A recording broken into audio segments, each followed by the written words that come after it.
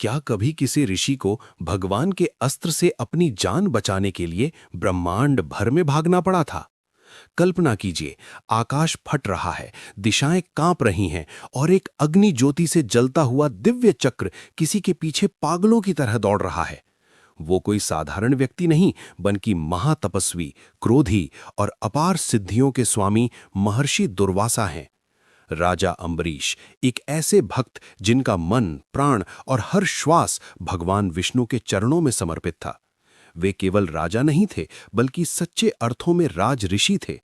एक बार उन्होंने और उनकी रानी ने वर्ष भर चलने वाला एकादशी व्रत रखा। अंतिम दिन द्वादशी पर पारण का समय अत्यंत सीमित था।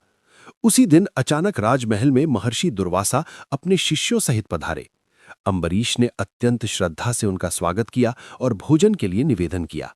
दुर्वासा मुस्कुराए, पर उनकी मुस्कान में रहस्य था। बोले, राजन, हम यमुना स्नान कर लौटते हैं, फिर साथ भोजन करेंगे। समय बीतता गया। उधर द्वादशी का शुभ मुहूर्त समाप्त होने को था। धर्म संकट खड़ा हो गया। यदि पारण न करते तो व्रत भंग होता, और यदि ऋषि के बिना भोजन करते तो अतिथि असम्मान। सभा में विद्वानों ने उपाय बताया।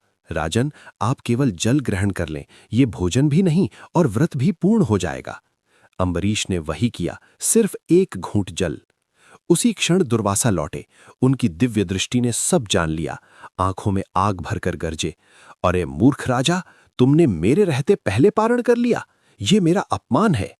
क्रोध में दुर्वासा ने एक तिनका उठाया, मंत्र पढ़ा और उससे भयानक कृत्य राक्षसी प्रकट कर दी।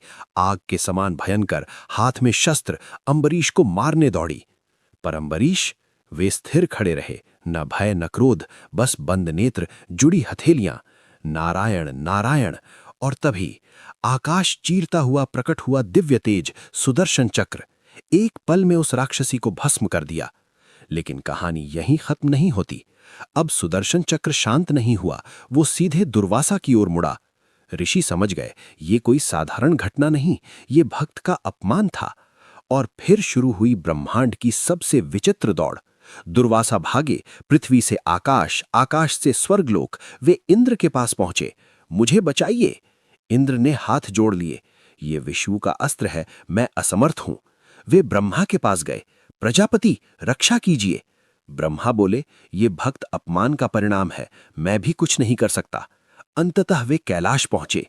महादेव, त्राहिमाम। शिव मुस्कुराए, गंभीर स्वर में बोले, दुर्वासा, भगवान का अस्त्र भगवान की इच्छा से चलता है। भक्त का अपराध भगवान भी सहन नहीं